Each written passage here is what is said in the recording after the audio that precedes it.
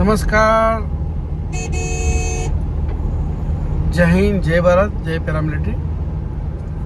सबसे पहले तो हमारे सीआरपीएफ के जाबाज जवान महसाना के सेवानिवृत्त, उनको समस्त हमारे देश के पैरामिलिट्री परिवार की तरफ से भावपूर्ण श्रद्धांजलि और उनके परिवार को इस दुखद समय में दुख करने की परमात्मा शक्ति दे,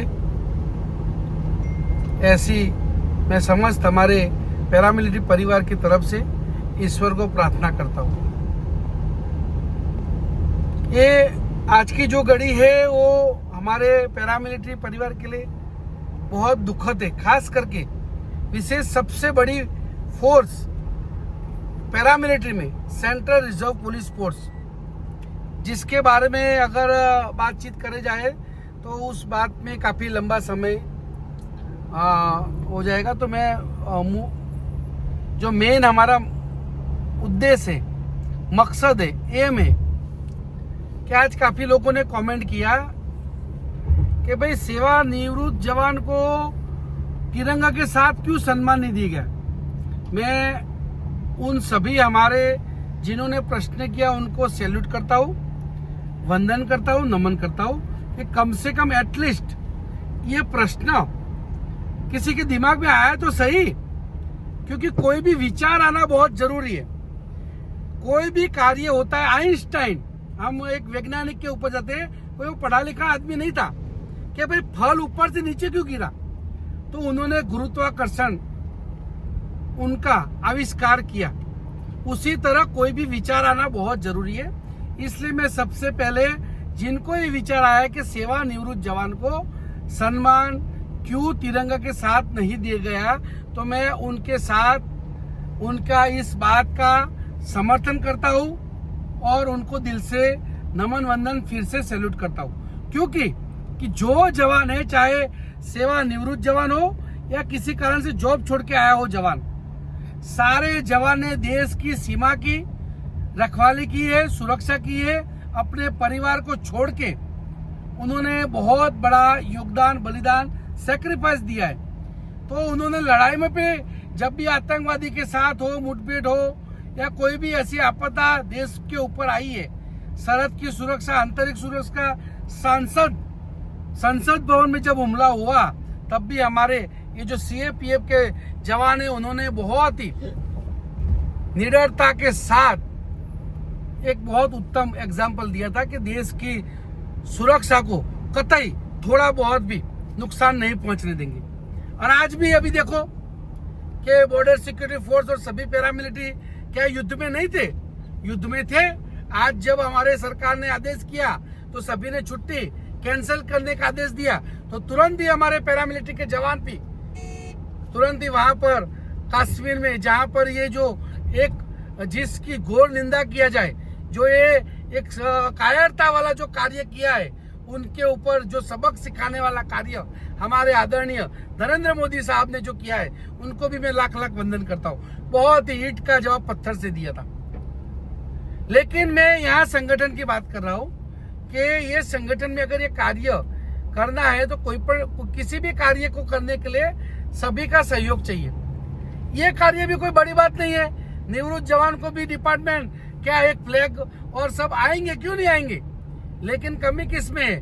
मैंने कई वीडियो में बोला है कि कमी किसी भी आदमी में नहीं है, हमारे संगठन की एकता शक्ति में। आज एक व्यवस्था बनाई गई है कि संगठन में इस तरह नीति नियम, रूल रेगुलेशन, तो उसके अकॉर्डिंग सबको चलना चाहिए। अगर हम नहीं चलेंगे तो हमारे कार्य नहीं होने वाले। आज हमारे जवान जो सेवानिवृत्त, कोई भी हमारा जो जवान है वो अमर वरदान लेके नहीं आया है इस पृथ्वी पर। जो आया है उसका मृत्यु भी निश्चित है। तो साथियों, कम से कम आप भारत देश के जवान हो, और अगर आप अपने आप को जवान मानते हो, आपको हर जगह अपमान का घूंट पीना पड़ रहा है और आप उसमें न्याय चाहते हो, तो किसी के बातों में मत आइए। एक दूसरे को जोड़िए, आसपास के लोगों को जोड़िए, और जो संगठन ने व्यवस्था बनाई है उसमें पूर्ण ईमानदारी के साथ, वफादारी के साथ अपनी नैतिक जिम्मेदारी समझते हुए इसमें सहयोग कीजिए। आपका केवल छोटा सा सहयोग आपके पत्नी, आपके बच्चे, आपके परिवार के साथ ईमानदारी है। क्योंकि जितना आप सहयोग करोगे, संगठन को जितना मजबूत करोगे, उतना ही हमारे परिवार को आपत्ति, परेशानी किसी भी तरह की आएगी, कोई भी संकट आएगा तो उसमें उनको पूर्ण रूप से संगठन एक सहायता, वहाँ जो बोलते हैं इमरजेंसी, जो 108 का काम, एक जो कहीं भी एक्सीडेंट होता है तुरंत 108 जो पहुंचता है, उसी की तरह संगठन काम करेगा। लेकिन सबसे पहले हमारा एक नैतिक जिम्मेदारी है, फर्ज है कि हम इस संगठन को मजबूत करने के लिए पूर्ण रूप से ईमानदारी से इसको मजबूत करें।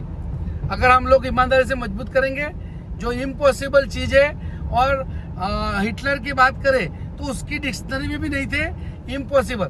शायद मैं तो यहाँ तक बोलूंगा, आदरणीय हमारे नरेंद्र मोदी साहब और गृह मंत्री अमित शाह साहब, उनकी भी डिक्शनरी में इम्पॉसिबल वर्ड नहीं है। क्योंकि आज देखो संगठन उनका भी बहुत मजबूत है, आरएसएस, राष्ट्रीय स्वयंसेवक संघ और देश की जनता उनके साथ खड़ी है।